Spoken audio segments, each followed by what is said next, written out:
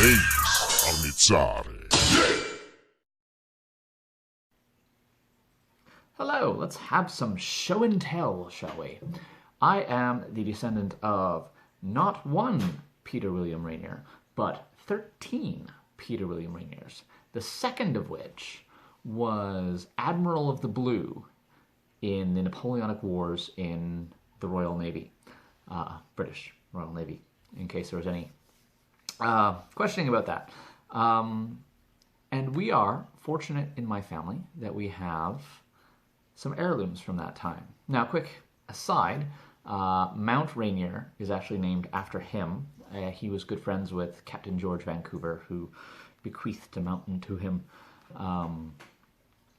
Sadly, that doesn't, translate into any actual ownership of said mountain, at least not outside my own head. But anyway, we have 2 swords passed down from him, and we're going to show them to you. The first sword we're going to talk about is the service weapon. This would have been the weapon carried by, at the very least, all officers of his time. Now, I haven't been able to find a lot of information specific about this pattern of sword. From what I can see, based on preliminary internet searches, is its pattern from the 1820s, which is later than he served. So either the family history is mistaken and this is the sword of one of his descendants, all still very cool, or the internet is wrong. Take your pick. As antique swords go, it is in pretty darn good shape, I would say. You can see we have our proving slug right there. You can still make out the pattern of etching on the blade itself, which is pretty cool. It has faded, of course, with time. The blade itself is not incredibly sharp. I suspect it was at one point, just over the last 200 years or so. Things happen, it gets dulled.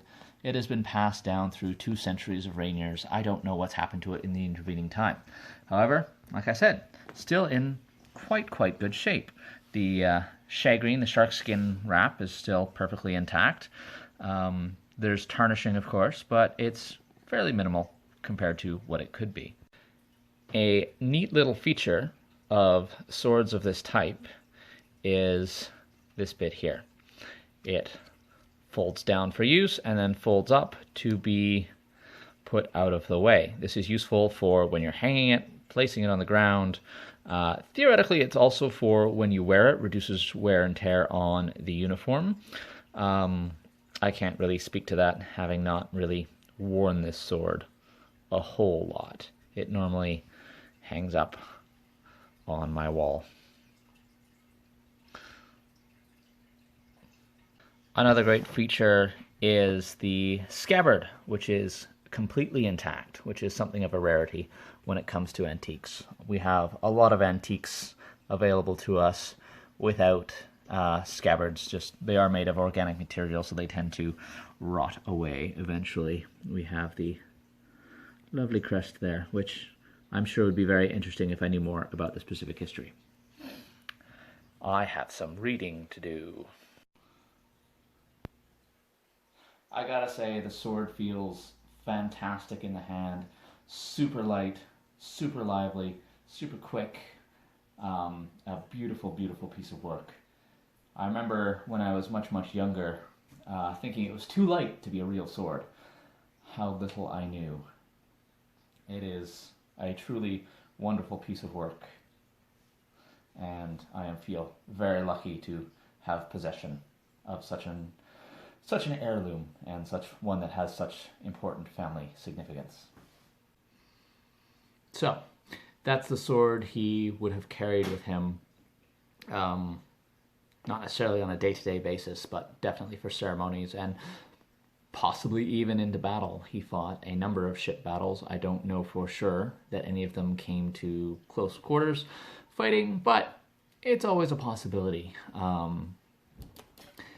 The next sword, though not as in good shape perhaps, very definitely, is nevertheless somewhat more unique. the service weapon, you can find other examples of that all over the place. There are many, many antiques surviving from that time period, so it doesn't lessen the importance of it to me. But the next sword was actually surrendered to him in a battle in Indonesia, or near Indonesia. According to family legend, it's an Indonesian sword surrendered to him in a ship battle. And let's take a look. First, the hilt. Beautiful, beautiful workmanship. Fancy engravings. Some sort of lion or dragon head on the top. Beautifully worked. We can see here that the scabbard has almost completely decayed over time, which is unfortunate. The wood core, there's still most of it intact. However, the covering for it, which is super fancy, has almost completely gone away with time. At some point, I may have to get this restored, but I'd have to find someone for whom I trust to do it. The sword itself is mostly intact. There's a few bits of damage here or there, but the blade is in quite good shape. Minimal tarnish on it. I did, sometime when I was much younger, spend some time polishing it as well, just to kind of pretty up a little bit. So, very fascinating sword. I really wish I knew more about it. I've tried doing some research, but that's an ongoing process. Sword also feels quite light and nimble in the hand. Now, an interesting thing is that the grip itself is much, much smaller, kind of forces a hammer grip on it, whether that's just because of the size of my hands, which I suspect that is not the case, more about how it was used. Being an Indonesian weapon, it would not have been used sort of in the European saber style that we see with the other swords. But very cool, nice and nimble, bit of a rattle in the handle from where the crossguard is a little bit loose. Again, over time, these things happen. Some of the lovely engraved work is coming up a bit there, but still, for 200 years old, it's in decent shape and a truly lovely piece of work. So, that is that. Thank you for sharing with me. Thank you for exploring and participating in my little show and tell. If I feel like it, and if I can find out more information about this particular ancestor, I might do more videos on it. I have a 50-some-odd page essay that someone has written about his early career. It's a bit of a dry read, though, so I'm still working my way through it. And also, unfortunately, it's somewhat sparse on the details. It's mostly along the lines of Peter Rainier served here, did this, that kind of thing.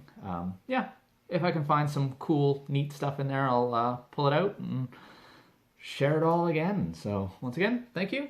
Talk to you next time.